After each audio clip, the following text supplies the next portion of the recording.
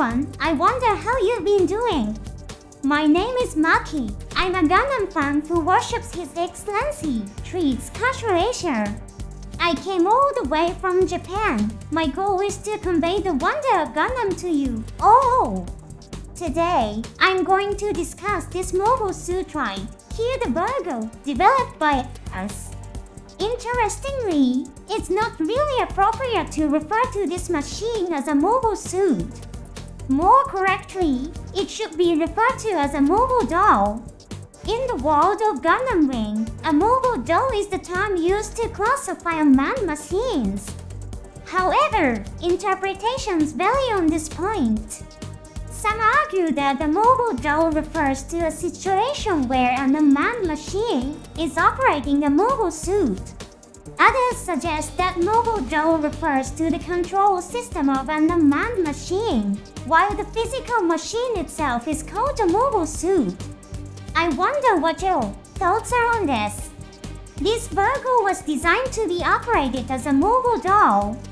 It's incredibly powerful, but it seems that His Excellency treats castration doesn't particularly favor it. So, I'll be discussing the Virgo today. Let's endeavor to understand why His Excellency treats castration isn't fond of it. The Virgo is a mobile suit developed under the leadership of Tuberov Vilman, chief engineer of ours, designed to serve as a mainstay mass production unit. Its most distinctive feature is that it was the first ever to be designed specifically for the mobile doll system and unmanned operation. So, it doesn't have a cockpit for a pilot. Some games that feature the Gundam series may retrofit cockpits to accommodate pilots, but in the Ani series Gundam Wing, only unmanned units are shown. By the way, its name is derived from Virgo, one of the 12 constellations of the zodiac. How lovely! The design of Virgo is based on Bait and Marius. These were mobile suits developed under duress by the 5 genius scientists who developed Gundam for us. Bait specialized in long-range attacks. Marius built for close combat and defense. These two units were completed as high-performance units capable of fulfilling the requirement to defeat a Gundam. However, they were excessively powerful and costly when it came to dealing with other mobile suits. Virgo was developed to adapt these points into a form suitable for standard military equipment.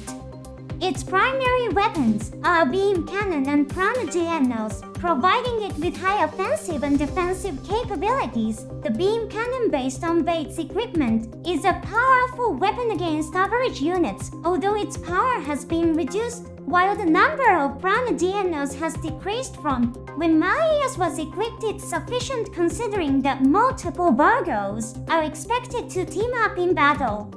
And it's a mass production model made using Gundam alloy, the strongest metal featured in the story. There are some reports stating that the alloy used in Virgo is slightly less precise than that used in Gundam. The Virgo achieved numerous successes on the battlefield by taking advantage of its unmanned capabilities. It can execute maneuvers that humans wouldn't be able to endure. It doesn't experience mental disturbance or fatigue either. Virgo is a ruthless weapon of war. It became possible to manufacture it at the lower cost compared to Bait or Marius, but it still costs more compared to the previous generation of mobile suits. The Rockefeller Foundation, an organization wielding Earth's power and vast wealth, took command of its production, which was a major factor. Virgo was originally designed for ground warfare, but being based on Bait and Marius, it is capable of space combat. However, it has difficulty with close combat, just like the early days of our development in the real world, where complex movements like human hands were a challenge. There were also scenes of confusion. With identification signals, it would get confused when attacked by a hijacked ally's mobile suit. There were also scenes where the identification signal was manipulated by the enemy, causing confusion. This is an example of weaknesses unique to machines. Yet, Virgos appeared in droves relentlessly advancing, which was truly nightmarish for the soldiers facing them as a result. Whenever fans discuss the most powerful, mass-produced mechs in the Gundam series, the name Virgo always comes up. It's that popular. What do you think? There are many Gundam series now, and there are other powerful mass-produced mobile suits. The name that often comes up is the Jinx from the Gundam Zero series. But when Virgo first appeared, it truly shocked everyone. It was commonly said that mass-produced robots in anime are weaker compared to the main characters. Virgo broke that stereotype. It was indeed a groundbreaking figure in the Gundam series. Let me explain the equipment of Virgo for you. Virgo is equipped with a beam cannon Prana-Diener and mobile dual system. The beam cannon is a weapon that has been miniaturized from Bate's equipment. The beam generator specifically designed for it is built into the right shoulder to improve mobility. You remember that Bate had a large generator on its back, right? This generator exposes a special part that rotates at high speed to generate energy and create beam energy. It's powerful enough to destroy Wing Gundam's leg and incapacitate it in battle. Although Bate's beam cannon had the power to destroy a Gundam or space colony in one shot, such destructive power was deemed unnecessary in group combat. In situations where power and wide-range attacks are necessary, it is more reliable to launch simultaneous attacks with multiple Virgos. The idea of maintaining high firepower with a single unit like Bate means that if that one unit is destroyed, high attack power is lost immediately. That's a point where Virgo is more suitable for military operations. The Prana-Diener, mounted on the left shoulder armor, improves Virgo's defense. A powerful electric field is generated, which can ward off almost any attack from older generation weapons. However, it's characterized by fewer units compared to Maria's basically. Virgos operate in groups of 3, covering each other's blind spots with Prana-Dieners. There are many situations where they are breached by Gundam's attacks with more powerful weapons or arms other than beam weapons. Virgos being destroyed by laser weapons is quite memorable. There were also instances when Virgo was defeated in close combat. The mobile dual system is a system that uses an eye with abilities beyond human capacity as a pilot, eliminating the need for soldier training. It enables movement at speeds that would be unbearable for humans. Astonishing, isn't it? It can even clear issues such as compensation that arise when soldiers fall on the battlefield. This is a significant issue for a large organization like ours. The combination of Virgo and the mobile dual system, which do not put people's lives at risk, has even been praised as an ideal war. However, there are opinions that there is a problem in forgetting the horrors of war. His Excellency Treats considered the mobile dual system to be a negative existence. He believed that people could learn from experiencing the pain and sadness of war. He believed in a process where peace would come as a result of humans learning and progressing, which Treats considered elegant. That's why he thought Virgo and the mobile dual system are not elegant. A weakness is that it can be weak when its action pattern is read. There were many situations where it was destroyed when faced with veterans like Gundam pilots and Zex, as its actions could be easily predicted. Its actions are so accurate that they are easy to predict. However, there is no doubt that saturation attacks by an overwhelming number remain a threat, truly a terrifying weapon. Let's talk about Virgo.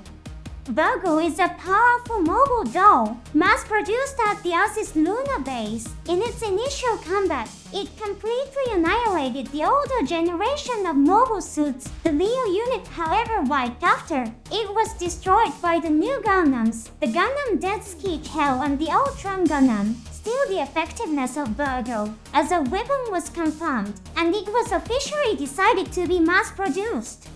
On the other hand, Treats had objections to Virgo's official adoption. He thought the battlefield without humans is just like a game. He saw danger in wars escalating indefinitely without the loss of human lives. He feared that this process could eventually lead to human extinction.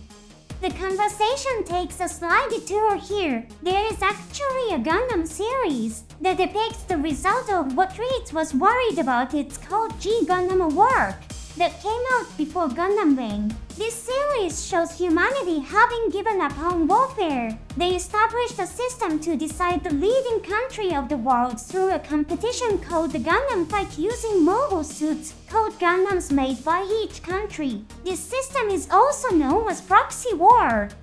I'll explain the result of this mechanism on another occasion, so look forward to it. Let's get back to the main story. Reed strongly opposed the introduction of Virgo and was exiled from his position as the leader of the large organizationals. He was then confined, however. More than half of OZ's soldiers who admired Reed stood up, leading to the internal conflict within the divided Oz, the Rothwell Foundation, which absorbed Oz and was antagonized by what are now known as Reed's faction, primarily employed Virgo as a weapon. Later, as part of a large operation called Operation Nova, Virgo was mass-produced to dominate the entire Earth. This was an attack on those who did not accept the control of the Rothwell Foundation, including the Reed's faction. They descended directly from the moon to Earth and annihilated the rebel forces with their overwhelming numbers. The scene of Virgo lining up and marching forward while simultaneously firing its beam cannon is iconic. Old-fashioned weapons like Leo and Ares were easily destroyed. Virgo's beam cannon performance demonstrated the firepower needed to achieve its goals. Virgo also served as a weapon to attack the Sun Kingdom, a country advocating absolute pacifism. A large number of Virgos were deployed in the Sun Kingdom's defensive war, and they overwhelmed the Sun Kingdom's defense force with their sheer numbers, leading to the kingdom's collapse. Virgo was indeed at the heart of the global war. As a result, Virgo established control over us. However, a rebel group called White Fang rose against those who ruled Earth. White Fang was an organization primarily consisting of people living in space. In the fight against White Fang, the developer of Virgo, Subaru, lost his life. The production base of Virgo was eventually occupied by White Fang. After that, production of the successor unit Virgo 2, which was improved by White Fang, began, and the number of Virgos decreased. Reed also rose up against the Rothwell Foundation faction. He then pacified the conflict on Earth. What an incredible person! All the Virgos left on Earth were dismantled under his orders. In this way, Virgo completed its role.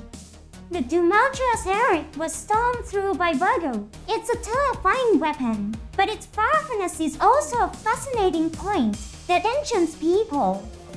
That concludes my explanation of Virgo.